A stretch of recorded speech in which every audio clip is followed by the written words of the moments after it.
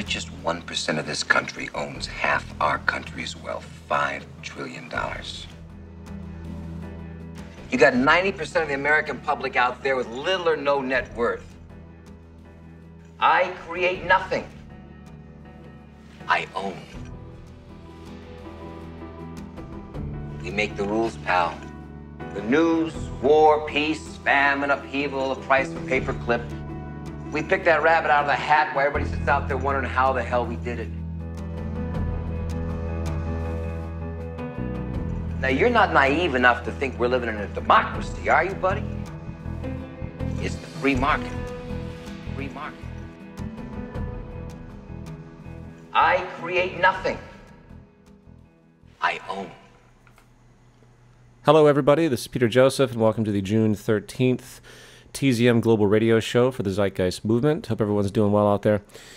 Today, I'm going to cover a number of temporal issues, project-wise, that we're doing, and also answer lots of questions, which is pretty much the core focus of this. For those that don't know, I spent the first 2 years of the existence of this radio show answering questions and eventually just got tired of it, as one might imagine, under the general assumption that people would kind of go back and listen to prior radio shows and not ask the same questions over and over again. But since that time, roughly now 3, close to 4 years ago, a lot of education has spread quite well, and a lot of the questions that I reviewed in preparation for this show were quite well created and to the point. So I'm actually excited to be able to go through some of these. But before I do, let's go through some recent developments and some project stuff occurring in the movement. I want to point out we've added a Singapore and Taiwan and Hong Kong chapter.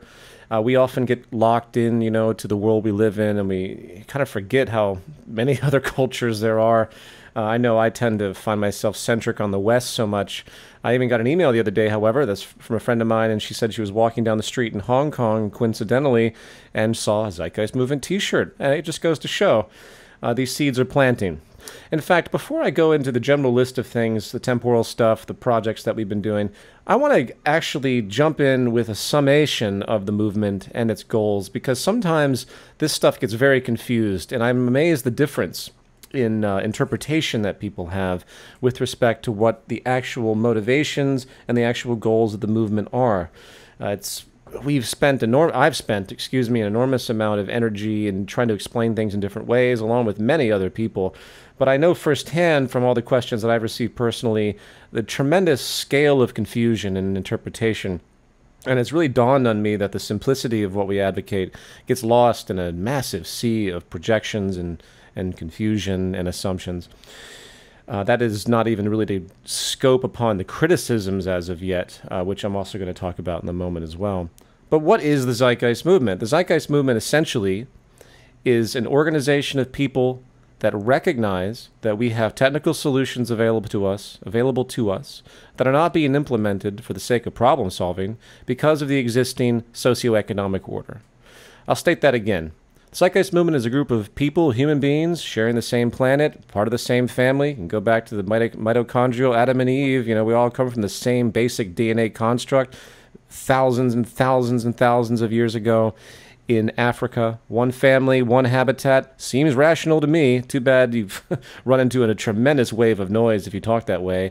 Suddenly you're a communist and all the other bullshit that we deal with on a daily basis, but recognizing that empirical, static, scientific reality, not acknowledging the extreme cultural diversity we have out there, that as we migrated to different areas of the planet, we developed certain features that separated us physically. We began to develop cultural elements with drastically different influences in different pockets of the world. Religious ideology began to materialize into philosophical ideology, back into scientific ideology, which is the only real ideology that we have. And here we are in this massive dichotomous world based on division, with all of these solutions, back to my point, technical solutions that could solve the hunger, solve the wars, solve the general misery and lack of public health we see, the psychological disorders, of course the medical problems ranging a massive scale of origin, namely back to this monetary market economy. All of that lingo aside and pontification on my side aside, what we have is a group of people that want to create relevant change based upon existing information that is right there at our fingertips that we are not able to access to create this change because of the existing barriers set up by the socioeconomic system at large. That's about it, if you really want to summarize this into a nutshell. Now, when you realize that, then you end up in this long spectrum of debate with respect to culture, people's values, the things that they've been born into, which they hold on to for their identity. And the real barrier with this is not what's technically feasible, it's people's values and challenging them in a strategic way so they're able to see in the way that what is possible can be achieved if we're willing to relinquish some of these, what I would say are outdated value constructs that continue to inhibit and are reinforced by the socioeconomic system. So I hope that's not too bizarre sounding, since I went on my own little mini tangents in that line, but that's basically it. It's quite simple. You know, you talk to people and you'll say, well, you know, we can easily feed the planet many times over. And they say, well, yes, that'd be a great idea. We have the technical capability, blah, blah, blah.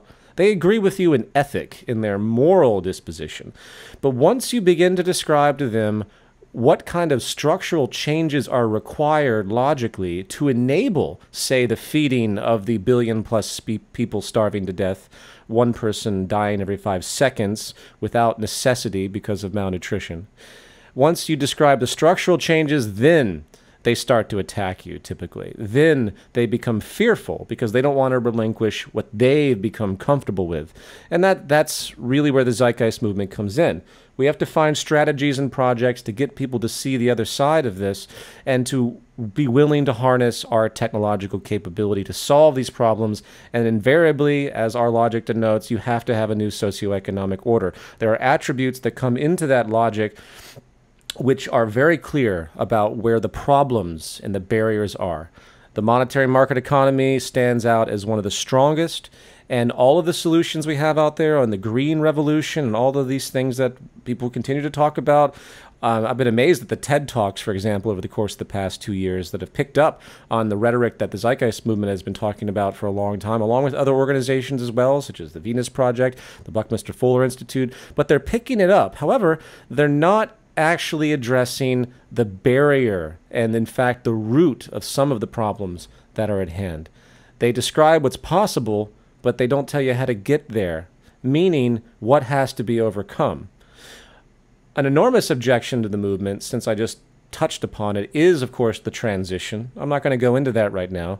But those that are out there, excuse me, those that are out there that do object to what we speak of because, quote, we don't know how to get there because we can't predict the future, are basically they're making a comparison that essentially says, if you're homeless and you need food, you're starving, and you know there's food somewhere, you know you need it, but you don't know which direction to go, apparently you shouldn't even try to go any direction because you don't know how to get there.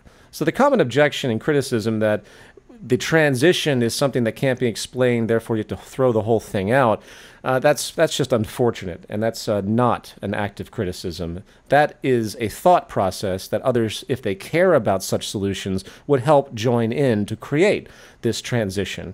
And by definition, if everyone began to share this value system, then boom, the transition's already there, at least when it comes to getting things done. The technicals are the last thing that's important. The cities, the housing structures, the energy concepts, everything all the infrastructure of society is the last step to worry about because we know what's possible. There's enough data out there and enough trend happening to see where we're going to end up technically, regardless of our socioeconomic system. It's, however, going to be the impediment is always going to be this system and the values that are reinforced and the power structures, unfortunately, that need to perpetuate themselves, the establishments. In fact, the only other thing I would add to everything that I've just stated is the notion of possibility. People, if you want to control people, you limit their possibility. I often give the example, imagine if you lived in the early 20th century without television, without radio before that time, we'll say the late 19th century, and you only had a newspaper. Your entire notion of reality on the external was one newspaper by probably one corporation thrown at your door, and that was it. Maybe a couple magazines you might be able to come across, but mostly the newspaper. It was very easy to control public opinion back then. Very easy for people with vested interests who understood this trend of social control to continue to control the masses as they did back, say, in feudalistic times, where the religious propaganda was pushing forward. The literacy rate was so low, of course, in the Middle Ages, so what could people believe? They had to believe what they were told. And if the surrounding environment reinforced that and everyone else believed that, then the general commonplace insanity takes hold and suddenly distortion becomes normality.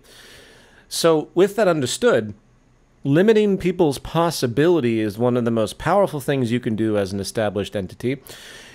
And basically, people today don't realize that they don't have to work for a living in the capacity that they do now. They don't understand that the tradition that they've been born into is an echo of old technological premises and structurally classed orientations of society, which are no different, in fact, than racial biases that have been influential on the shaping society. Only now it's class-generated. People simply don't understand what's possible, therefore they don't expect it. The term central planning, for example, is often shunned quite maliciously by many out there, and they say, well, central planning didn't work. Well, if central planning didn't work, an airplane wouldn't fly. If central planning didn't work, your computer wouldn't work. Central planning is simply symbiotic, synergistic organization of a given system. That's all it is. And we have a choice. We can continue the free market anarchy, which is exactly what it is. We can continue the everyone out for themselves type of mentality with the divisions that are inherent that cause far more suffering and pain than anything else I can think of, along the scope of the dramatic psychological, sociological influence from that core of the socioeconomic system. If you want more explanation on that, please see the TEDx talk I did called The Big Question, because it was all about that. The point here being that central planning is a concept void of any type of historical relationship. Central planning is not a bunch of, quote, technocrats sitting at a round table deciding the fate of the world. That's called capitalism. It's called the G20. It's called the World Trade Organization.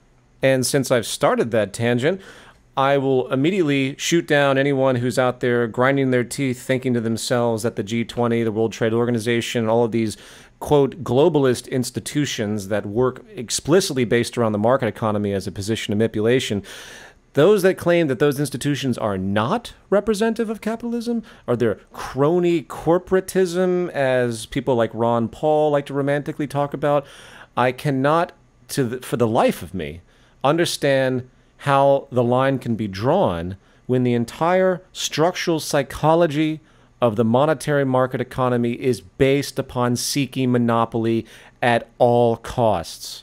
And as much as people want to regulate the economic structure, well, at least some do, and then some on the other side want to let it go full force and have everything privatized, which is... I keep struggling to find the proper analogy to describe the circumstance. I wish I could... I have to sit down and figure that out. I wanted to figure out an analogy. Maybe you guys can help me. An analogy where you have a group of people with a particular coded motivation. It's a code. It's a philosophical code, and it's constantly reinforced. And somehow the expectation is that people will behave differently than the coding that's programmed. It's like we code it, but we expect that the code will work out a different way than the coding on a certain level. I'm sorry, that's terrible, but if you raise people in an environment based on the incentive of this system and then expect there not to be monetary corruption throughout the whole of the entire edifice of industry, medical establishments, cancer institutions, obviously government as we know it, if you actually expect there to be non-corruption as we define it, without monetary influence, if you really expect that, the naivety of what you're considering is beyond comprehension. And I don't mean that as an insult, I mean that as a shock jab, hoping those that find that to be controversial will go back and research what I'm saying. Anyway, I think I've babbled enough. So let's jump into some project stuff that we've been dealing with in the movement. Let's see here. Yeah, looking at my list, hold on.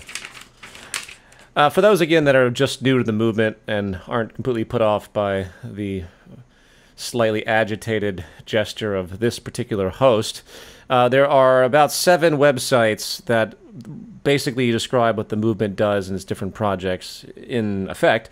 There's, of course, the zeitgeistmovement.com. That's the global site. There's zeitnews.org, an amazing resource for technological development that is of a social concern. There's TZM Chapters.net, which is a new site that has for example, a nice map of all of our chapters. We have a forum for coordinators. We have a wealth of resources that are coming through that site, and I really want to thank, if I haven't already, Miguel and Gilbert and others that have done a tremendously good job with this, and along with all the coordinators' input that have put this forward. TZM Chapters should be a wonderful hub, and as I didn't explain earlier, the chapters are where the movement actually exists. I mean, we have a lot of internet stuff happening. We might even consider putting in a new global forum soon. We dropped it when we completely redid our current site, but it's always been on the sidelines to be reinstituted. These all sorts of things like that that are happening, but the chapters are very critical. So please go and research chapters in your area, or start one if you identify with this direction. But continuing with the website list, we have our main blog. It's just blog.thezeitgeistmovement.com. Amazing contributions there. I always enjoy reading what people put. It's a big scale of education. We have simple things that people contribute. Then we'll have some very advanced stuff. There's the zeitgeistmediaproject.com, which is it's a toolkit of sorts where people can upload their imagery and their videos and whatever artistic and communicative work they've done to try and communicate these ideas. A very large scope. A lot of people use this site to find things for banners and posters that they might print out for one of their events and the like. If you do video projects, this is a great place to post your work. We have the zeitgeistmediafestival.org. This is the hub for the Zeitgeist Media Festival that we do annually. Excuse me. We're on our second Zeitgeist Media Festival, and I'll talk about that in a second.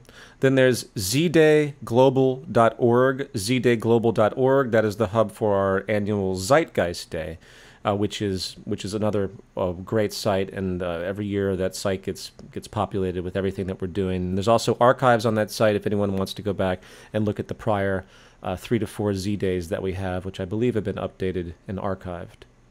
There's also some other auxiliary sites. There's the TZM Network, which is a social site. We also have our Facebook. And there's also projects that come in and out. Currently, a phenomenal project started by Cliff and the Vancouver team in Canada is called the One Planet Project, oneplanetproject.net, oneplanetproject.net. That's an active project for all chapters right now. Please go to oneplanetproject.net and check it out if you haven't already, because everyone's been doing really, really good with that. And now, jumping into the Zeitgeist Movement's Zeitgeist Media Festival. The Zeitgeist Media Festival has a main event and also has mirrored sympathetic events.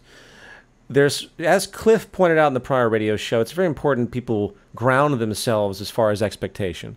The thing we do, and the main event is always very large. We have notable performers. It's a rather expensive and many hour-long event. This year in Los Angeles and Hollywood, we have a 6-hour event at a place called Bordeaux.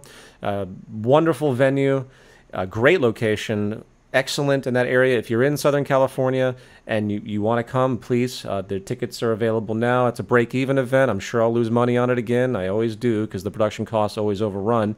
But that's okay. It's always super healthy, and it should be a wonderful group of people. I'm trying to be able to perform, but I have to have surgery on my arm, unfortunately. So I probably won't be able to do it. Also, for those that have been waiting for the outputs from the prior year's event that we did at the Music Box, 8-hour event with amazing performances. We had a 4-camera shoot, and no one's had time to output these videos, but they're slowly coming. So that will all be posted actually relatively soon, as an aside. But the Zeitgeist Media Festival, it doesn't have to be some enormous thing. The group solidarity, the global solidarity, is one of the most important things for these annual events that we do, and the town halls as well. What it means is that it shows the world that we're working together on a particular level in gesture to communicate relevant social ideas. And if you have a small group of people and you have an outdoor area and you have artistic inclinations, or you know people that have such inclinations and they want to join you, then have a Zeitgeist Media Festival in your area. Don't be fearful of it being small. This isn't about a huge, pressed event. This is about showing solidarity and creating awareness in your region to whatever effect you can. So there's no ego with this. It's actually there to be kind of fun, too. I mean, the Zeitgeist Day event we do is always very, very intense, very, very straightforward, very dry, in effect. The Media Festival is another way to try and bring this forward, and also, of course, to explore how art can change culture, which I've talked about at length before, and you can read more, eloquent descriptions at the zeitgeistmediafestival.org, zeitgeistmediafestival.org. But we're going to have a TeamSpeak meeting soon with all coordinators that want to be involved in this. And I want to just kind of go down the list of what people can do and get some ideas and start to develop the map. We already have some submissions already, but we want to get momentum going with this. And if you do run a chapter, or if you have a location of just a group of people that are inspired to do something, let us know. You can contact us through the site, and we'll post it and we'll support you and promote it. That's what it is. Now, the lecture team. I did a solicitation a while back for lecture team submissions, and I did get a good handful of them. I apologize for not contacting you back yet. It's really a question of priority at the moment. There's so many things happening at once right now with all of this supplemental material coming out for the movement that's very new, the new 2012 orientation guide. We just finished the chapters guide. We need to get video form stuff with our quick start, and all of these other things. But the lecture team, of course, is one of the most critical. As I said before, you can email any videos you have or any documents that you've created. Ideally, though, make videos of this to media@thezeitgeistmovement.com, media@thezeitgeistmovement.com, with the subject line lecture team, and you will be reviewed and contacted. What this is in the broadest scheme, to repeat myself, is trying to establish a core intellectual base that can deal with press relations, that could, ideally can actually also be suitable to write press releases, that can take the stress off of what is really still a small group of people at the global level that are creating such documents on the communications team. It takes, as simple as I mentioned earlier in the show, as simple as all of this is, when you encounter questions and explanations, that's when the difficulty comes into play. And as, in fact, I'll go through in a moment with the Q&As that have been sent to me, since I advertised that in this broadcast, you'll begin to understand where, at least those that are new, where these new angles come from and how it's a lot more difficult. You might be able to one-off a statement, but when people start to hit you with numerous questions, you might find that you don't understand a concept as well as you thought you did, or the angles associated. And that's just part of the learning curve, and no one should feel bad about that. I, along with everyone else, try to remain as vulnerable as I can to new information. And as I joked about earlier, someone please debunk all of this so I can do something else and just manipulate the world for my own advantage. If it has to be that way, I've gotten fairly good at being the prick in the market economy. I was not poor before I started all this. I'm a lot more poor now, though, I will admit.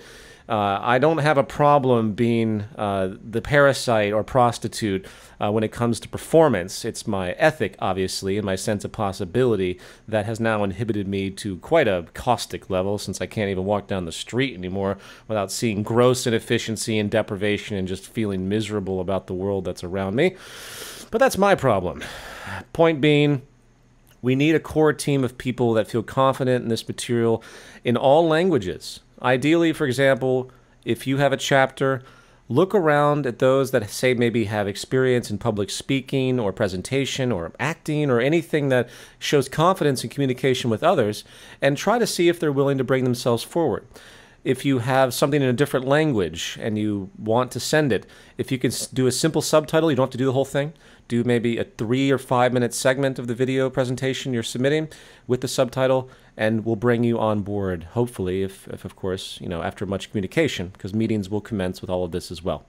Bilingual certainly helps. But anyway, I'm not going to go on that. I'll be in contact with those that have been in touch with us about that issue, and it will develop as it naturally does. And one final note before I go into questions. I would like to do a theme show. I'm not sure what to do sometimes with the radio show. I mean, there's only so much we can talk about with respect to ongoing projects, and it's very difficult to cover, and it's hard to repeat yourself over and over again. So I'm trying to find new platforms and mediums. Q&As are great. Nevertheless, I want to do a show that's based entirely on criticisms, a show program that comes in, whenever I'm up, in other words, as a host. And it's all based on criticisms. And I don't mean criticisms that are floating above the ether and irrationality. We often get criticized for not countering our detractors, at least I know I have. But then I go back and look at what they want me to counter, and I realize it's someone that says that I and we are a New Age, Luciferian, communist, New World Order cult that wants to take over the world and inhibit Jesus from coming back. That's actually a legitimate criticism that someone asked me to counter once. I'm not kidding. And we'll just leave that to the side. I'm not sure if airtime needs to be wasted on such things like that. However, there are plenty of other people that might completely dislike us, but at least they do it from an intellectually respectable area where they're willing to talk about these things. They're not hiding behind avatars on some blog or things like that, as is the case with probably the great majority of the people that post random rhetoric against the movement. They're cowards. I don't want the cowards. I want people that actually are willing to come forward, come on the radio show, and actually discuss the issues that they have. And I'm willing to listen and let them bash me and bash the movement live, publicly. I have no problem with that. But, however, I will counter them, and you can rest assured a great majority of their arguments will be completely shattered, because I have that much confidence in just about all of the counter arguments I have ever heard, which are so flimsy and so based on projections and false intuitions, and obviously the inhibition of tradition and mind lock. Once you begin to recognize this pattern, it's so easy to shut down the prima facie and straw man based fallacies. It's like water.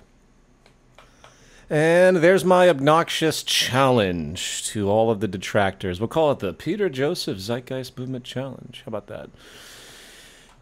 Sorry, you have to excuse me. I'm a little winded today. It's been a long week already. Okay.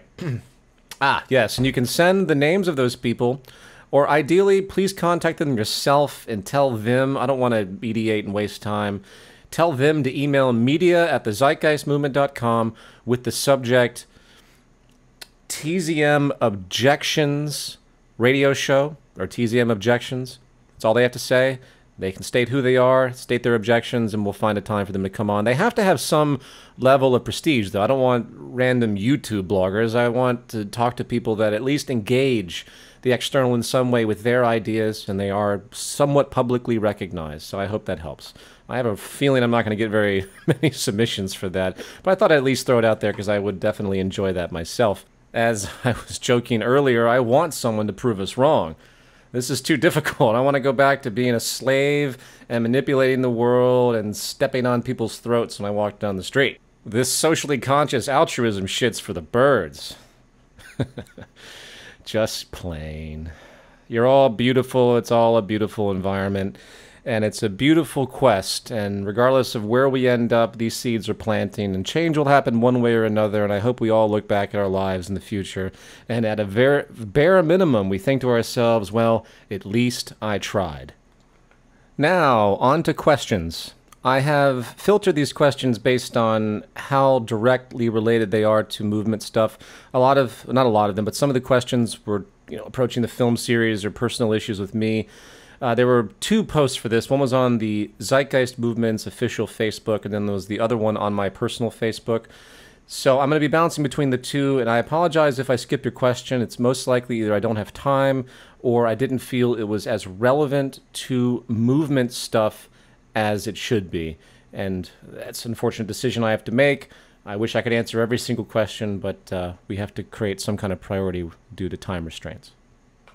The first question is by a man named Russell, and he asks, open quote, Jock often speaks about the abolishment of prisons and police, but it appears you have deviated from this disposition as you referred to it in a prior talk as rhetoric.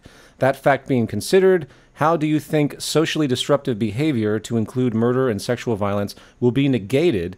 Do you still condone the use of formal correctional institutions? Unquote, end of question.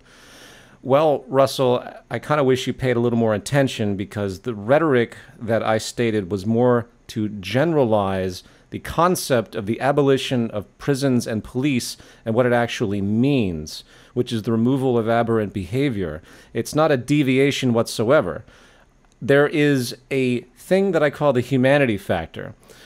While we can see the scientific causality of the human being, while we know that there's a cause and effect relationship, it's very complicated. And unfortunately, very little study, in comparison to what's necessary, is being done in the human sciences to think about human causal behavior. In the first section of Zeitgeist Moving Forward, I spent an enormous amount of time expressing that. And one thing I learned from all of those extremely professional people that are much more knowledgeable than Jacques Fresco, by the way, on the issue of human behavior, because they study it on a daily basis, what I learned is that there's an element there that is unpredictable. There's always going to be a small percentage that's very, very, very difficult to find the root source of, at least over the course of time. So when I describe what's possible in the future, it's explicitly referencing Jacques' rhetoric. It's the exact same logic, but it isn't with the blanket statement that, okay, in the Venus Project, as they might say, we're abolishing prisons and police.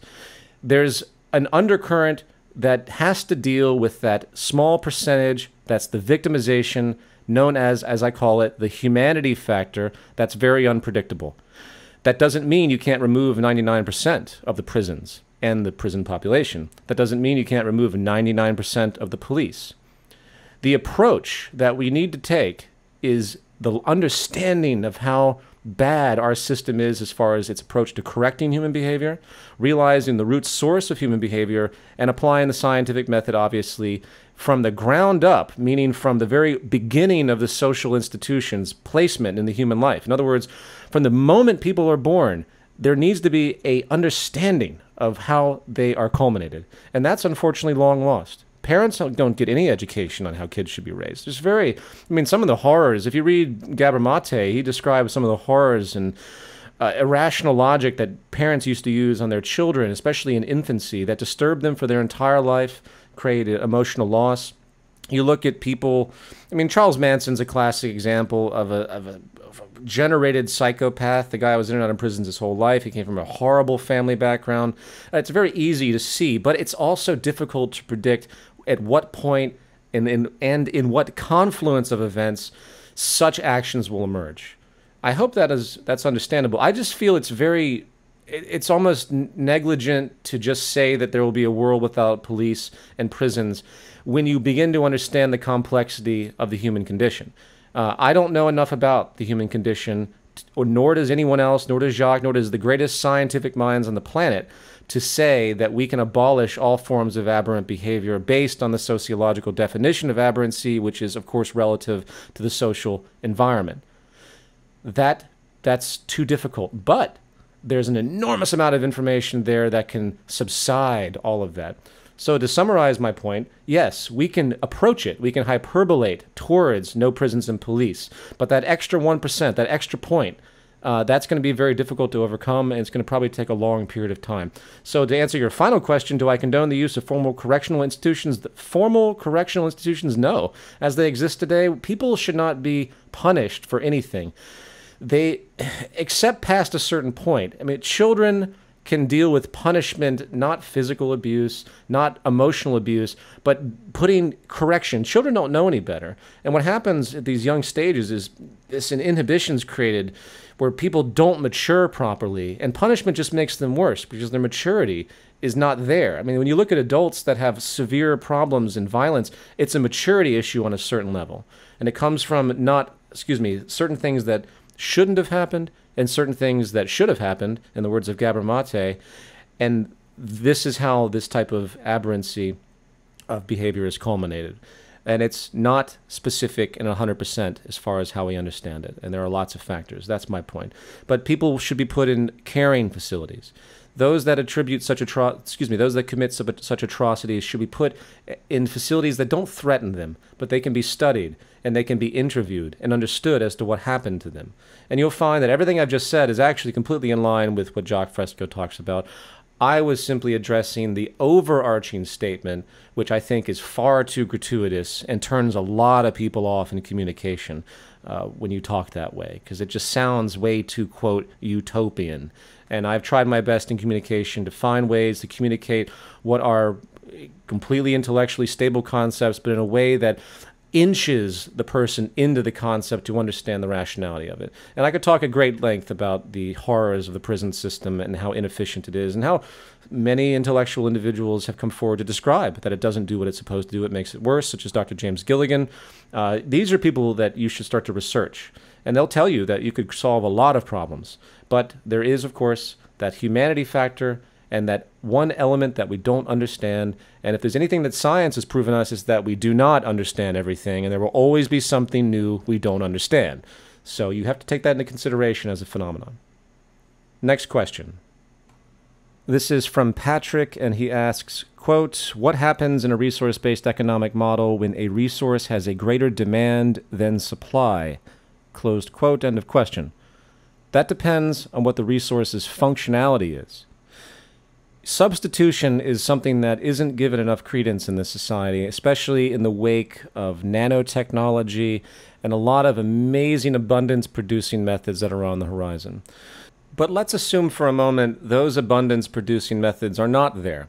Let's assume for a moment that oil is the only major energy source. Let's assume for a moment that the trees that we use to build homes, there's no other way to build homes without trees. Let's assume that our traditional patterns of using resources are static and they cannot be substituted, which is not the case, but let's use this as a thought exercise. What would a sane, rational society do? Well, first of all, you would design your economic system to counter that. In other words, preservation would become the ultimate modus operandi of the civilization, knowing that you have the option of running out. So you'd have organization based on preservation. Second, you would do a trend analysis constantly, looking at the depletion rates of anything that you're using, and of course, natural regeneration. With that dynamic equilibrium information, safeguards can be made to thwart that possibility before it happens. But let's assume it does happen. Let's assume that one day a given city doesn't have access to whatever energy medium they may be using. We'll just assume it's a hydrocarbon economy still. Well, there's two trains of thought here. If you advocate the monetary system, then that energy would go to whoever has the money. Is that really stabilizing? Is that really a way of organization? What happens to those that are deprived? Doesn't that create problems on many different levels, psychologically, sociologically? Aren't there case histories of scarcity-driven environments that result in riots and other forms of destabilization? Just as money would serve as that medium to very haphazardly allow for who gets what, a system would be organized to distribute that scarcity in a particular way. And you could do that through the consensus of the population. To put it a different way, in a society that's actually based on producing abundance, not scarcity as it is today, in a society that's actually trying to meet human needs directly in the most expansive way, yet conservative and strategic way possible, such an issue, such a crisis, when it does happen, will be treated in a very different way than it is today, meaning the public won't react as badly because they know that corrective measures would be in order. If it's really true that the actual physical resource is being diminished, it will be foreshadowed, and it should be a very rare circumstance for such a surprise where suddenly, boom, I don't know, there's no water in a given region. And if there's such a problem, it's corrected once again. The entire system is based on that rationale and approach, which is more or less the opposite of what we have today. So I hope that helps. Crises can happen. And in the event of any crisis, it's all a matter of the education of the public and their confidence in the environment to correct itself, meaning in the system that they support. And I can't say that we can do that in any better facility today. And at the end of the day, I consider the most pertinent relationship here with respect to a new social system, the most pertinent relationship is its comparison to the insanity and belligerence of the modern society, We want to improve society. Won't be a utopia. We're not saying that suddenly there's an abundance of every possible thing you can imagine. That's impossible. But in an educated population that understands the system, the crisis associated with the reduction of a resource and supply not meeting demand will be treated very, very differently and hopefully rationally, and with the intention of immediate correction, foreshadowed in advance, because that's what the social system is designed for. Next question. This one is from Fabian, and I'm going to paraphrase this because it's kind of long. Basically, his question is that the concept of family as described in an RBE by the Venus Project is that children would be raised by people who would choose roles as caretakers and the parents would continue with their roles within society. In other words, there's a certain concept of separation. Parents wouldn't be forced to leave the children, but it would be an option, he denotes. And then he says, according to Gabor Mate, children that are adopted have a feeling of loss at a young age and become susceptible to addiction. This seems like a contradiction. What do I think? Close quote, end of question. I would have to say the jury's still out on such an issue. It really doesn't matter who the child is raised by. It's the values and communication of those parental figures or whatever you want to call them. It's a little too arbitrary to think about such specifics in family relations. I mean, the broad scope really is just the communication and the raising of the child. I will say that there is evidence to support that I've read within Gabor Mate and, of course, Robert Sapolsky that shows that there is a bond. There's an element, whether it's a reaction, a pre-learning that occurs at the very earliest stages that's triggered, or it's somehow built into the evolutionary psychology, or biopsychology, if you will. Very hard to predict, as I've mentioned in the prior question on causality. The connections made at the earliest stages, even in utero and in childbirth, early infancy, those connections are indeed important. I don't think they go unnoticed, if you will, in the subconscious and the implicit memory. There seems to be evidence to support that, but the jury's still somewhat out on all those issues. At the end of the day, family or whomever the figures are, it's really about what they communicate to the child, coupled with the implicit memory of that child and how they physiologically relate to the mother. The father, probably not as relevant as the mother is based on the research. So I'm going to leave it at that because it's an extremely complex question that I don't know the answer to, and ultimately not a very important question in the scope of what we have to contend with at the moment in the broad scale. Next question from Ambroge, I believe is how I pronunciate it. Open quote, what role would space exploration take in an RBE, considering how space exploration is conducted through money, NASA, etc.? Would there be a place for space exploration, and how would it be used? Close quote, end of question. Obviously, space exploration would be a very pertinent thing for any society to do, just as we slowly began to transverse the oceans, and in the words of Carl Sagan, it's simply a cosmic ocean out there. And as far as the money issue, I mean, why, if you understand the premise of how things get done in a system without money, as has been described at length in numerous materials, the allocation of resources for space exploration would not see any problem whatsoever. It would be considered an immense social imperative. Again, it's part of what we've been doing since the beginning of humanity, is to explore and to kind of find ourselves at the same time. Carl Sagan was always very beautiful in that regard. Next question. This question is from, I believe, Chori. Question, open quote, how does a resource-based economy do away with economic calculation problem? The economic calculation problem, unquote, end of question. The economic calculation problem was put forward first by Ludwig von Mises, and it's essentially an assumption that says that the price mechanism in the market economy must be there because there's no other way to determine essentially demand and to take account for shortages and surpluses and things of such. It's based essentially on the presupposition that human behavior is irrational, believe it or not, at least irrational in the broad sense of seeking infinite wants, and that you have to have this overlay mechanism that's based on interactions in the system in order to control production efficiently, if they want to use that term. We're talking market efficiency, not physical or ecological efficiency. Huge difference.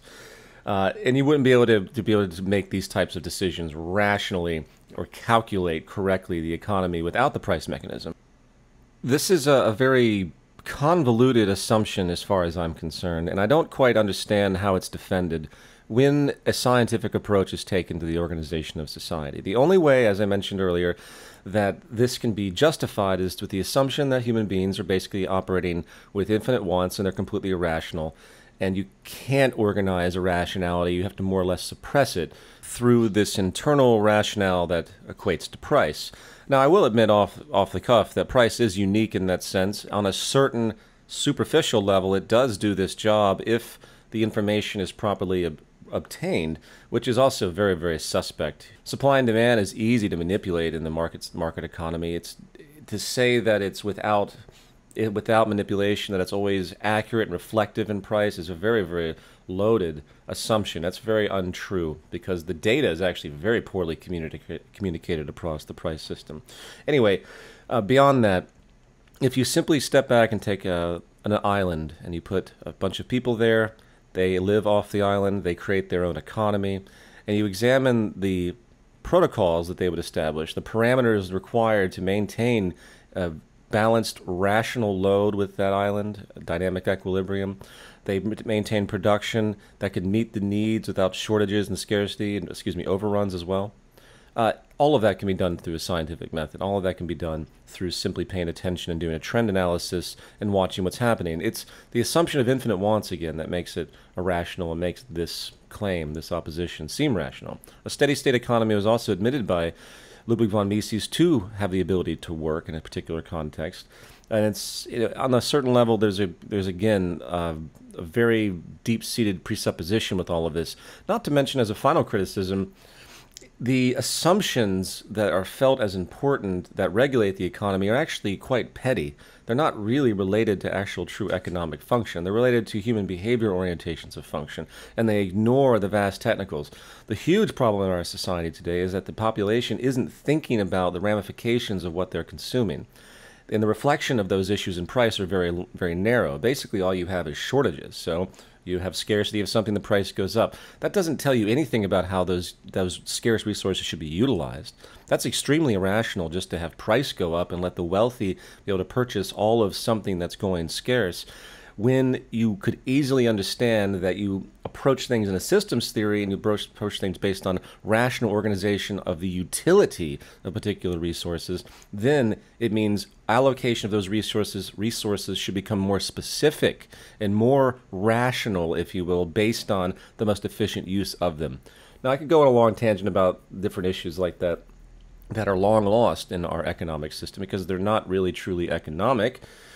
When it comes to the price mechanism, the monetary system. As far as monetary economists are concerned, those issues aren't relevant. And how they're reflected in price is actually quite superficial. It doesn't benefit anything other than the acknowledgement of it, which is very poor. So to summarize that, the economic calculation problem isn't a problem if you take a systems theory approach and respect the natural dynamics of the world with the basic understanding that human behavior can change. It can be more rational in a scientific sense. We don't have to operate in the consumption mentality and the infinite wants. If you accept those premises, then there's no basis for the economic calculation problem because it's just another form of organization of anything inventory you'd see in a factory. And I will just leave it at that. That should be enough. Next question by Tyler. Open quote question. I understand that the efficiency of a resource-based economy would eliminate the majority of crime, but I think it would be helpful to consider possible solutions to deal with rare people like serial killers like Jeffrey Dahmer, who had not been subjected to any obvious abuse. Clearly, our current prison system is a failure, but I don't think most people can conceive of a different way, so maybe you could describe an effective way to rehabilitate criminals. Unquote, end of question. Well, this goes back to the prior question, so I'm not going to spend too much time on it. I think I answered it already. Very simply, we have the humanity factor. Jeffrey Dahmer, I think, is a good example of the humanity factor. And it's where things are very hard to predict. You know, the psychological turmoil that occurs with people can be much stronger than the physical turmoil. It's well established. I'm going to do a big essay on free speech soon because I think it's unique to see how people will support free speech, but they won't support free action. And in the end, they're actually the exact same thing, especially when it comes to what it does to people on certain levels. But I will say that while it might not appear that Dahmer has a history of abuse that was typical of a lot of other serial killers out there, the psychological ramifications of his upbringing are very hard to predict. There's so many pockets of isolation with a figure like that, and this is where, discussion and analysis in a scientific way, we're taking the individual, don't put him in prison. You have a very rare anomaly here. It's almost a gold mine for human behavior. If you realize the symbiotic element, you realize how we're all similar, realize how we're susceptible to the environment, and yes, there is a genetic basis to behavior on a certain level that can be triggered, and we want to know what those triggers can be in the case of, say, schizophrenia, things of the like, accumulated psychosis. There's tons of work on this that are environmentally related, but they can have a genetic basis that is opened up due to the environment. Again, a lot of that was talked about in Zeitgeist Moving Forward, Part 1. When you understand all of that, you begin, this is a gold mine. You want to take the individual and you want to study them and you want to figure out what the hell happened. And that's really all I could say to that. And then you'll overcome it. But the vast majority of those issues can easily find linkage to deprivation on a very obvious scale. And it really becomes a social issue, an imperative of sorts, to be very, very careful with the way people are brought up and treated in this society. And that is of an enormous educational imperative. That is very much the way that people need to be educated with respect to how they interact in their community, with the understanding that they're planting seeds constantly. They're shaping behavior all the time. It's unfortunate to see how crude the organization is in early life, and the reciprocal kind of demeaning, the old saying that children can be mean. They don't have to be that way, but there's something that's happening in the system that forces these insecurities very, very obviously. And like a disease, it spreads and it mutates, and suddenly you end up with the bully mentality, or suddenly you end up with severe inferiority complex mentality, which can erupt in later life. It's not easy. It's not easy to analyze those things. So I can't pretend to answer your question to show some resolution. I could talk at length about other research that I've done personally on people that develop, dopamine reactions. They're developing pleasure centers with abuse, especially someone like Dahmer, who sort of combined the sexual element with his violence. These things can be manifest based on repetition, and it's a very, very dark, to say the least. But again, it's complex.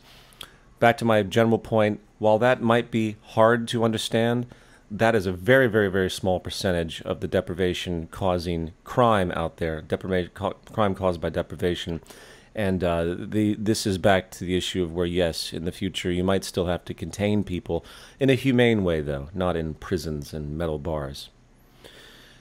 But things will improve over time. Next question. This question is from Ahmed. If the change of values is what matters most, how is TZM going to change them by mostly talking about technical possibilities, economy, and so on? Isn't there a need for a more direct approach exposing false values, unquote, end of question? That's a terrific question, and I would say yes, there is. The hope, though, is when you describe the technical possibilities, it will illuminate the false values, because most values today are centered around a very narrow frame of reference, self-indulgent reference, that is absent the larger synergistic understanding. The greatest debate, it's interesting to me, in fact, as an aside, looking at the Occupy movement, I was going back through some presidential debates randomly, and I was amazed to see that nothing has changed under the sun. The core argument since the beginning of America and throughout almost all of Europe and general history of humanity has been the battle, the class battle, basically, coming in different forms, between the rich and the poor, the haves and the have-nots. Nothing's new under the sun. And if that doesn't allude to us of a value distortion, of a conflict-generating value distortion, I'm not sure what is, to show the real core necessity of this resolution for the improvement of society. Nevertheless, approaches to changing values are very much ongoing in the movement, from the Zeitgeist Media Festival, the Zeitgeist Media Project, to pretty much the undercurrent of everything that we do. It's always, in a way, about values. That's why a lot of my talks always go into that at some point. It's just the hope that people will see the technical possibility and they'll begin to conform their values, recognize the falseness of their values, and from that logical underlay, begin to see the importance of the change that's required. That's all you can really hope for, and I think all of us are doing whatever we can in strategy to accomplish exactly what your question is about, and that's exposing false values and getting people to change. This is what the thought exercise is, and everyone out there should be thinking about means to do this ultimately. But you have to get there somehow, and that's where the technical possibilities come into play. Otherwise, people just think you're criticizing them without being rational, without something to balance the scales. You have to show causality in thought, and that's why religious thought and such is so difficult to deal with, because they've already denounced causality. They've already denounced a linkage relationship to support whatever they believe, because it's based on faith. And unfortunately, in an economic context, faith is equally as strong as it is in the dogmatic religious context. Next question. This question is from Christopher. Question, open quote: when do we as a movement call out our political leaders as being completely corrupted and establish an alternative government with the goal of rescuing the earth by enabling sustainability, unquote, end of question? Well, most of our materials imply, quote, corruption of political leaders inherently. I think that's obvious enough. But you have to understand that the political leaders aren't actually corrupt per se. The whole system is a corruption of the natural law economy, and everything else is a consequence. So the political leaders are doing exactly what they've been taught to do and exactly what's reinforced for them to do. So they're not really corrupt. They're actually perfectly in line with a corrupted system. So I hope that logic makes sense. It's just that the system itself is a large, huge corruption that works against the natural order of reality. And that's a core underlying issue that I think isn't understood enough, frankly. This isn't about people being bad. This is about bad system influences and really hideous traditions that have now taken on the name normality. As far as an alternative government and improving things, this is a complex issue and we're not there yet. Invariably, it's an educational process. I have advocated a while back making a parallel government system, which isn't really a government at all. It's actually a group of technicians that are working to show the world what can be done technically, which comes back to the Global Redesign Institute and some other ideas, where the attention of the public begins to shift. They start to lose faith in their political leaders, and they start to think to themselves, you know what, this group of thinking people over here, these scientists over here, these creative thinkers and engineers over here, they seem to have better things to say about possibility and organization than these politician people over here. And there's your shift of consciousness. It's the best we can hope for, at least on a fundamental level. A lot more could be said as well as far as step-by-step processes, but the first role is always education. And if you want to live in a world where you're making your own decisions, where you're not part of an oppressive environment, where you're being told what to think and you have no control, people need to understand this across the board on their own level. The days of everyone being ignorant and controlled, those have to change if such a progression that we advocate is to come to fruition. You know, people like to say that what we describe as an imposition, that it would create tyranny. No, it wouldn't have the possibility of creating tyranny, because it's based upon everyone understanding the fundamental premise. If the whole of society understands the technical relationship scientifically, if you can get that point across, simple, then they'll begin to adapt their values. They'll have to, because nothing else will begin to make sense. And they will not only accept the system, they will actively contribute with it, as opposed to what we have today, which is systematically and structurally designed to inhibit contribution, to create narrow frames of debate, and the like. So I don't want to ramble too much because I'm going to run out of time, so I'm going to keep going, but thank you for your question. Next question from a name that I cannot pronunciate, and I won't even try. The question reads, apathy. What do we do about apathy? Had an Occupy GA meeting, and there are only 3 of us showing up, very disheartening, so we decided to focus on creating a community garden. There are 14,000 people in our town. You'd think more people would want to get involved. End of comment, unquote. So the apathy issue typically has to do with people that are just comfortable enough, just willing to accept their deprivation enough that they just don't have the energy or the interest to get involved and the interest in change. And that's where the biosocial pressure of the failure of society will come into play. The problem, again, also is not just apathy, it's docility. It's the accepting of their, quote, oppression, if you want to call it that, which is quite a real distinction, in fact. So apathy and docility, which I find a slight differentiation between, are the two biggest barriers that we have psychologically in the culture. The 2 angles to it, as far as I'm concerned, is communicating what's possible, even if someone that's relatively well-to-do that has accomplished in this system, that has gotten money and they're surviving and they're living what in a cultural sense is a higher level existence. They have a little vacation house, blah, blah, blah. They still have an empathetic response to their environment, most likely. And if you begin to show them that a lot of the deprivation around them isn't necessary, they'll begin to extend themselves, and they might actually be able to overcome their values once again and gain interest in improving society, even though they personally aren't suffering directly as far as they're concerned. That's one side. The other side, of course, are the people that are directly inhibited, the poverty-stricken, the vast majority on the planet, the ones without resources. And I think in that circumstance, they're brainwashed. And it's unfortunate. I don't know what to say about that. It's an educational issue, ultimately. People are born into an environment. All they know is the environment they're born into, especially if it's poverty-stricken. They can't see outside of it. The implication of society being that your self-worth is reflected in your financial success, that can be very inhibiting on someone's psychology and make them feel simply like they're a worthless human being, which again inhibits their motivation for change. If you just make them feel like they're just not good enough, well, then they'll cower down and they'll just accept whatever they get. Lots of psychological issues like that. But it is a big issue, and again, the movement's trying its best to communicate what's possible in the hope to inspire people to create and want change. Next question from Jared. Open quote, "It seems in a RBE there would be construction going on all the time to account for new technologies. Everything would always be updating, right?" End of question. One of the differences, I believe, in the approach, which has nothing to do with an RBE, it just has to do with practical reasoning, is the modular and transferable nature of things that are established in infrastructure. Because of financial limitations, there's a very crude method in the infrastructure of society with highways and things of such. Very hard to access. They have to dig the streets up. A lot more thought, if we step back, can be put into how we update the infrastructure of society. So construction probably would look anything like what we see today in the horrors of Los Angeles or New York. You would systematically design cities where you access what needs to be changed for the most part. You could do it, you could foreshadow it to a pretty decent degree, just like you can foreshadow updating goods without having to take the good, trash them, and reconstruct an entire new good.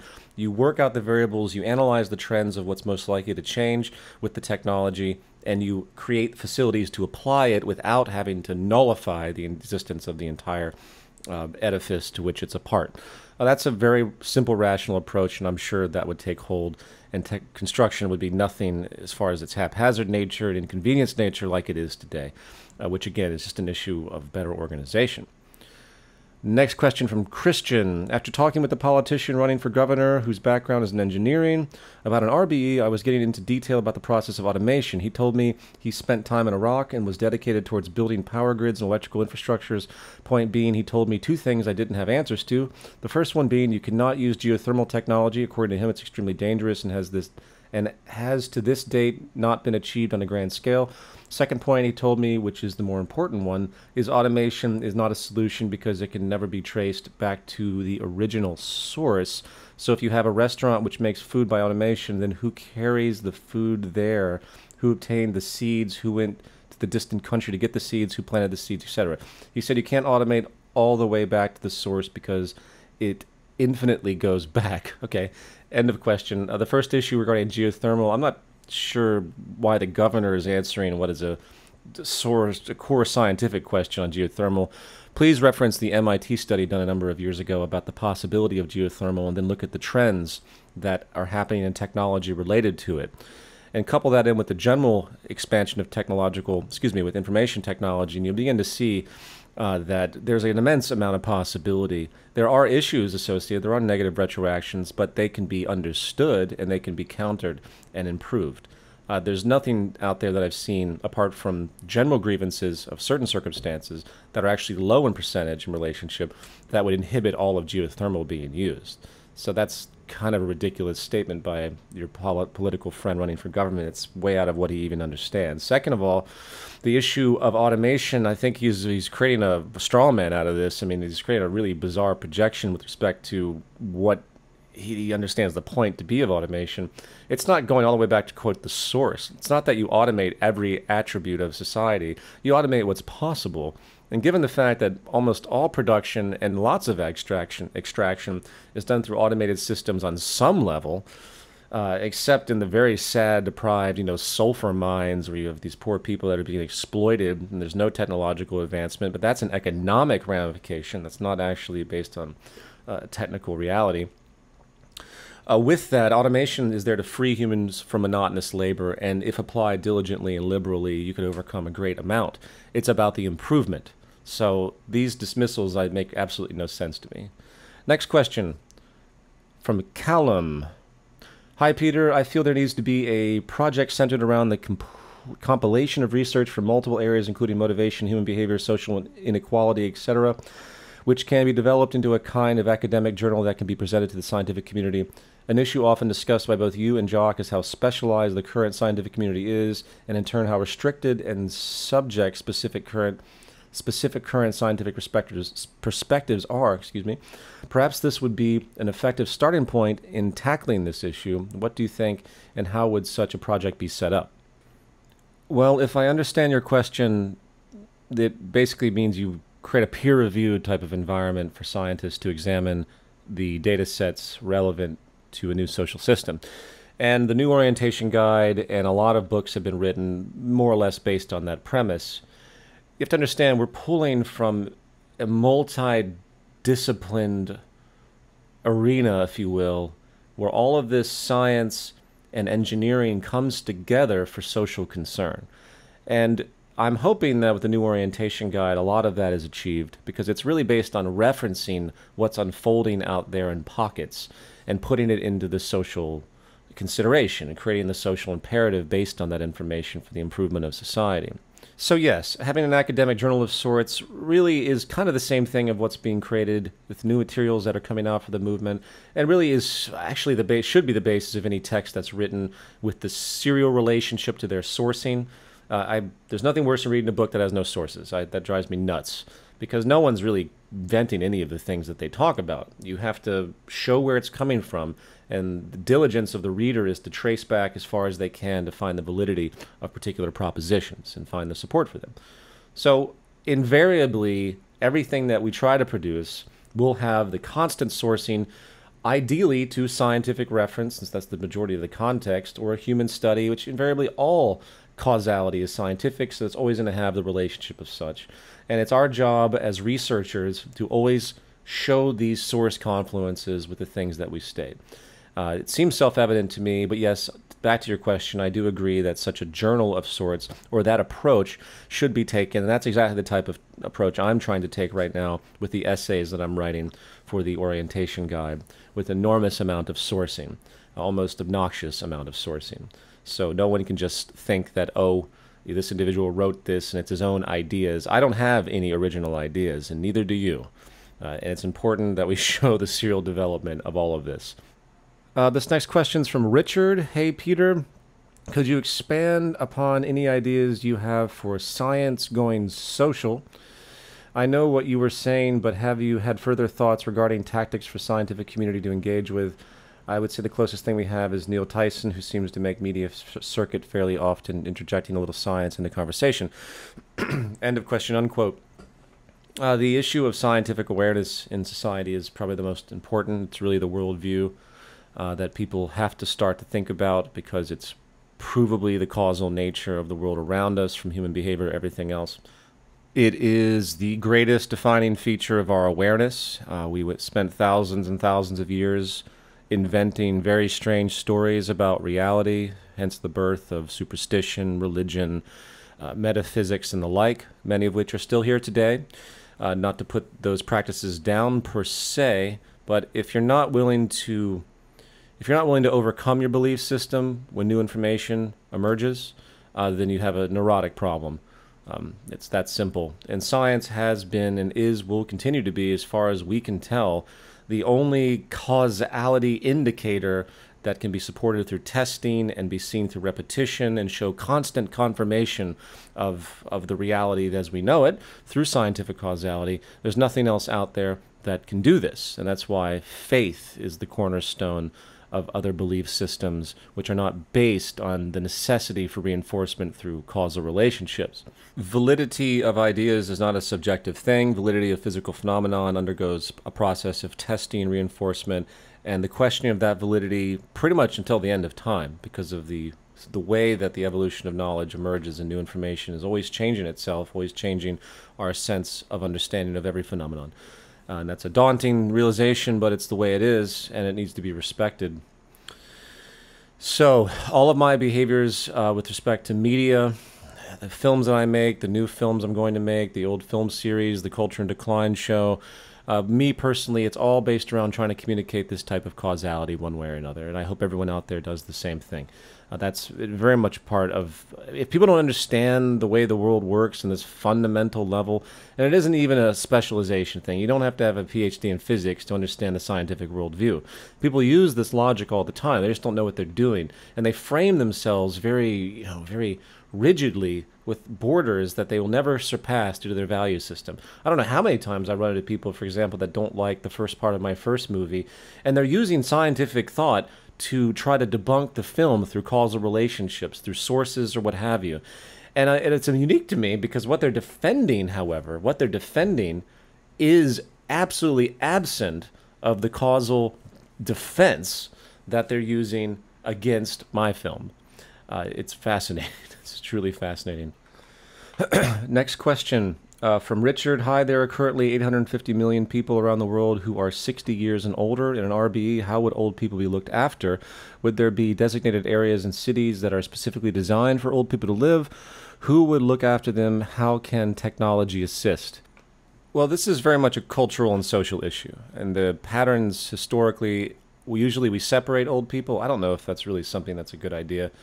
I think there's a lot of, because of the economic system and the difficulty of taking care of people that are aging, specifically when they get to points where they're enfeebled, or senility, or, geriatric type of tendencies emerge, where there is the necessity for being taken care of.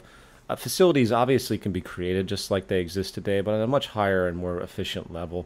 They wouldn't be inhibited by the budget restraints. And I think really it's a social issue, and it's cultural. How do these people prefer to interact?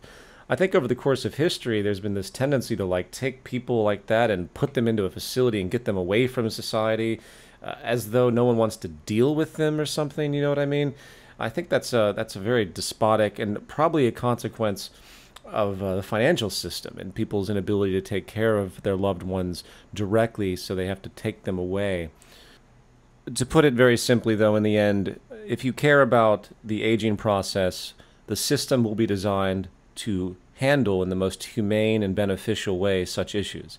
It's simply part of the plan and the recognition of the general unfolding of society. The aging process is very natural. Just as you still have care centers for little children with certain needs, the exact same logic is applied. I don't see why it would be that much different per se, except it would remove the inefficiency and maybe would change the culture as far as how we interact. We always forget how our culture has been groomed around the economic imposition. And I think a lot of stuff when it comes into this context really wouldn't be the same way. We'd have a very different view of each other when we don't feel that fiscal tension that's constant, especially when it comes to healthcare and things like that. Next question is from Anthony. Open quote, this question is directed towards educational awareness. An overview of an RB has specific fields which we need to fill to properly sustain and operate the human socioeconomic system. How would you suggest to people the kind of educational information required at this current moment of time relating to the required amount of people needed to sustain and operate the current demand for any element of the RBE? Okay, that's basically the question. The educational imperatives are really educational imperatives that relate to general Earth awareness overall. The educational system from the earliest stage should really be about how to survive. If people learn how to grow food, if they learn the basic fundamentals, forget the specifics of terminology and rote learning, show the process. When kids hit the youngest age in elementary school, get them out in the field and grow things. Even if automation is huge at that point, you show them where things are coming from. You show scientific causality in its operation. I think that's a huge value that's long lost, but that's probably an aside. As far as the actual specifics of who operates the city system, you need people that are advanced, obviously, in automation and programming. You need people that understand systems theory very clearly. And ultimately, really, the entire educational system should be based on these types of approaches anyway, at least the root of what they're attempting to accomplish. The actual tools being used become arbitrary. The awareness of the systems and the unfolding is the most important issue. And it's important to also remember, and this might be a little too advanced, that the interaction with machines becomes critical because of the calculation power that exceeds human comprehension. This is how the future will unfold, and it already unfolds today already. So if you were to imagine an educational system a couple hundred years from now, I think people will be brought into the understanding at the very youngest age regarding scientific causality. It would be at the core. They would be pushed to have their values associated, and they will work in engineering fields that relate to the way society unfolds and is analyzed and progresses thereof to whatever effect is required and would logically be deduced. And then, of course, the interaction with machines for making decisions is extremely important, and the understanding that our minds are just calculators and we can calculate society on multiple levels with high efficiency without the subjective interference and bias of the human condition that we see today, which is rampant and which is what is controlling everything for the most part. Political institutions, everything else, it's all moral haphazard stuff based on values with no technical basis at all. I hope that helps. Next question from a name I cannot pronunciate. Open question: how do you reconcile the exponential population growth with a steady state RBE? End of question, unquote. Well, exponential population growth, by its very implication, cannot be sustained. So you have to have an educational imperative, and you have to create balance in the system where the procreation patterns don't materialize. And if you look at the poverty-stricken nations of the world, they produce many times faster than those that are of a balanced nature, meaning the wealthy West. So there's an implication there based on deprivation and education, and the pattern's quite clear. It appears that the more satisfied the environment, the less reproduction actually occurs, which is contrary to most people's logic. They think that if there's an abundance of things, people will feel more inclined to procreate. Actually, that's not the case. And there could be religious implications and other philosophical things that are in there as well. But there seems to be a general educational problem, and if people understand the world that they're in, that they're born into, without the superstitious overlay and the fantasy overlay of infinite everything, which seems to permeate much of culture today, then they will think twice about having children and what that actually means in the context of the larger society. I would have to say, in my personal view, having children is one of the most important things that any human being can do. You're putting something new into the environment that can alter the environment and can be altered by the environment. I know it creates great controversy to speak this way, but there has to be an educational program for people when they decide to bring people into the world. And I'll also add as a final point that there's a denatured quality out there as well. There's something that's happened especially in the Western societies, where whatever intuition did exist, if you will, that assisted in natural, balanced upbringing of children, creating, not generating emotional loss and really trying to nourish the child. A lot of that's been long lost and denatured in our monetary economies because of the pressures associated. And a lot of work has been done on that issue by Dr. Gabor Mate, which I recommend. Okay, next question. This one's from Luke. Question, open quote: do you have a term that describes the erroneous projection of the group mind of the time onto future progressive expectations? The reason I ask is this seems to be at the core of the human nature argument. With stubbornly short attention spans, we need efficient ways to dismantle indoctrinated ideas. Unquote, end of question. I'm not sure if I completely understand the question, but it is not difficult to understand that if you're born and indoctrinated into a particular environment, you begin to see only what you've come to understand. Therefore, you begin to create your reality continuously by projecting old values and old assumptions that have been taught to you. That's basic enough in common psychological, sociological study. As far as a term for it, no, not really. I mean, it's cultural projection, and it's sort of creating it's continuing to reinforce old values in sort of the mind lock of association, where the limits of debate are firmly established and the tradition just keeps unfolding. So to dismantle such traditional ideas, these traditional, this non-evolution of tradition that's very consistent in society, you just have to keep hitting people with new information and breaking that line and starting new trends. I'm going to start moving more quickly now due to time restraints. This question's from Kasia, I believe it's Kasia. Let's see. Zeitgeist Project seems to be oriented on a large scale, total change. But what about attempts to make small scale transformations? My impression is that your vision of change is an all or nothing idea. Okay, I don't want to be hit with too many things. In regard to the question by Fabian Ruse, which is another poster, the experiences of the kibbutz give some warning lessons about experimenting with family forms. Okay, to summarize, she's asking about small-scale changes, why we always push a large-scale total Earth change, and then there's another secondary question with respect to familial things.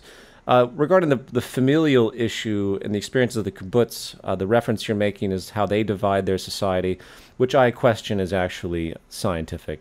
Again, we're dealing with tradition, and it's the roots of human behavior and how they interrelate is not an easy subject, and I think that there's a great deal of variance possible while also maintaining the strictness of scientific causality with respect to how people are being brought up and where their values are. So that's stated and aside. As far as the large-scale issue of change, why do we push the large scale? Because the small changes aren't actually resolution of anything. It's only when the total system is considered that we have. Now, you can argue that the total system goes far outside of the planet Earth. It incorporates the sun, the solar system. You can get more abstract with it. But let's focus on what's tangibly relevant. The Earth system, symbiotically related, fairly closed in its atmosphere, obviously interconnected with the sun and everything else, pull of gravity. However, it's the system itself and the human species that we're dealing with as the fundamental issue. Therefore, we have to organize ourselves on that level. So while we can talk about small communities and we can talk about improvement on such level, the human species is still in one central, synergistic, symbiotic related Earth system at this stage, and the only logical orientation can be to consider the whole. There's just no other way to think about it scientifically. That's it. And that's why we don't focus so much on that. But that doesn't mean we put down projects that are looking for small-scale transformation. It's going to have to start on some level in a small scale as far as transition. But we have to keep the large, globally conscious view if we expect it to really take root. Next question. This is from Mats. Question: how does the Zeitgeist Movement create an environment platform that incentivizes the members and non-members to participate in activism? Okay, well, your incentive to want change in the world, hence be activist-oriented, isn't going to come from the Zeitgeist Movement per se. It's going to come from viewing the way the world out there is operating and realizing the potential that we have. So I'm not, we're not trying to create the necessity per se. We're trying to bring awareness to relevant issues, and if people see the importance of it, then they will join and hopefully join a chapter and do activism. I'm not sure how else to answer the question. It's not the pressure of the movement to influence people per se necessarily. It's the pressure of the surrounding world and what's happening, coupled with the scientific possibility. I guess if there's anything the Zeitgeist Movement wants to do, it's to bring attention to those two issues, and through that, it's up to the receiving mind to make the decision if they find it relevant or not. Next question by Jay. Long question, but please hear me out. Hold on, let me paraphrase this. He asks, I've come to the conclusion that we're never going to get anything close to a critical mass by simply talking about a better world and trying to communicate verbally. Doesn't this movement advocate the scientific method for decision-making? If that's the case, studies by educational researchers suggest that approximately 83% of human learning occurs visually, and the remaining 17% through other senses, 11% through hearing. So we're going to completely ignore 90% of how people grasp new concepts and learn in favor of keeping the integrity of the direction, he says in quotes. How do you respond to this? End of question. I'm kind of confused by your point, Jay. If 83% of human learning occurs visually, that means probably through reading and also viewing materials in a media context. That's an enormous percentage that can be accomplished, through learning in that medium. So at this stage, we're not trying to preserve some direction. I'm not quite sure what you're implying, frankly. The integrity of the direction is based explicitly on its inherent logic, nothing that we do per se. And we're simply doing the best we can to communicate this to make the imperative to act upon it. It's that simple. Your criticism, we're not going to achieve anything close to critical mass by simply talking about a better world. Well, we're doing more than talking. There's seeds that have been planted. There are actions that will materialize. There's different stages to this and different layers. I'm sorry to say, until people understand this, there's not a whole lot we can do. And even if we did other larger actions, such as building, it's still going to be based on someone understanding why that structure has been constructed the way it is, etc., and so forth. So, next question. This question is from Sharon. Hi, Peter. I'm observing the movement. Inspiring question. Whoever controls reproduction controls the future. Women give birth to humanity, and there are approximately 2.5 billion so-called females on the planet. The movement appears to lack this insight. Reproduction has been appropriated by the system. It is to the most repressed group on the planet that the movement needs to talk to. End of question. I understand your observation, and we can look at the long history of superstition and religious and philosophical oppression of women with great disdain. And you can only hope that the pattern of equality that's slowly been emerging in society will continue and these biases will subside.